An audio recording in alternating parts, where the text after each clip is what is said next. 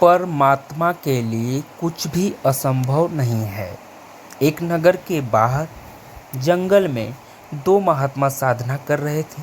एक 40 वर्ष से घर त्याग कर साधना कर रहा था, दूसरा अभी 2 वर्ष से साधना करने लगा था। परमात्मा के दरबार से एक देवदूत प्रतिदिन कुछ समय उन दोनों साधकों के पास व्यतीत करता था। दोनों साधकों के आश्रम गांव के पूर्व तथा पश्चिम में थे। बड़े का स्थान पश्चिम में तथा छोटे का स्थान गांव के पूर्व में जंगल में था। देवदूत प्रतिदिन 1-1 घंटा दोनों के पास बैठता, परमात्मा की चर्चा चलती, दोनों साधकों का अच्छा समय व्यतीत होता। एक दिन देवदूत ने भगवान विष्णु जी से कहा कि भगवान, कपिला नगरी के बाहर आपके 2 परम भक्त रहते हैं। श्री विष्णु जी ने कहा कि एक परम भक्त है, दूसरा तो बनावटी भक्त है। देवदूत ने विचार किया कि जो 40 वर्ष से साधनारत है वह पक्का भक्त होगा, क्योंकि लंबी लंबी दाढ़ी, सिर पर बड़ी जटा केस है और समय भी 40 वर्ष बहुत होता है। देवदूत बोला कि हे प्रभु, जो 40 वर्ष से आपकी भक्ति कर रहा है वह होगा परम भक्त। प्रभु ने कहा नहीं। दूसरा जो 2 वर्ष से साधना में लगा है, प्रभु ने कहा कि देवदूत, मेरी बात पर विश्वास नहीं हुआ। देवदूत बोला, प्रभु ऐसा नहीं है, परंतु मेरी तुच्छ बुद्धि यही मान रही है कि बड़ी आयु वाला भी अच्छा भक्त है।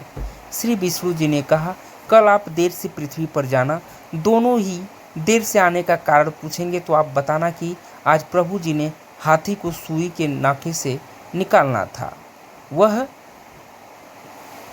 सुई हाथी को सुई के नाके से निकालना था, वह लीला देखकर आया हूँ, इसलिए आने में देरी हो गई। जो उत्तर मिले उससे आपको भी पता लग जाएगा कि परम भक्त कौन है।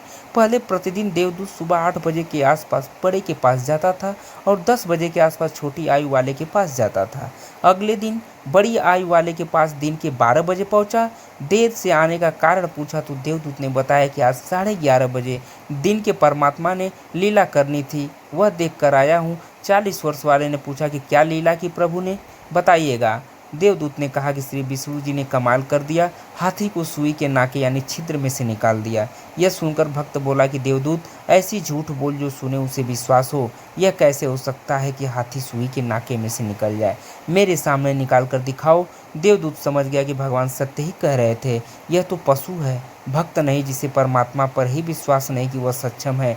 जो कार्य मानव नहीं कर सकता परमात्मा कर सकता है, उसकी भक्ति व्यर्थ तथा बनावटी है।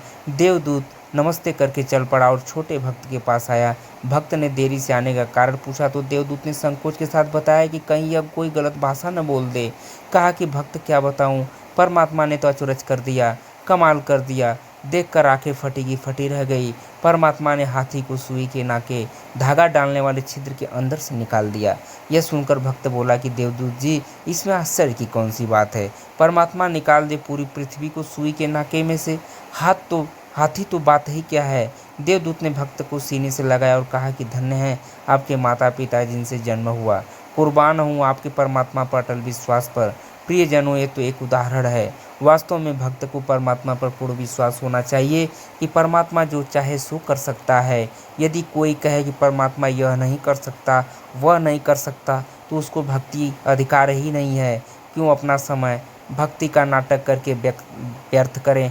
परमात्मा पर पूर्ण विश्वास करके भक्ति राह पर चलेगा तो मंजिल पर पहुँचेगा।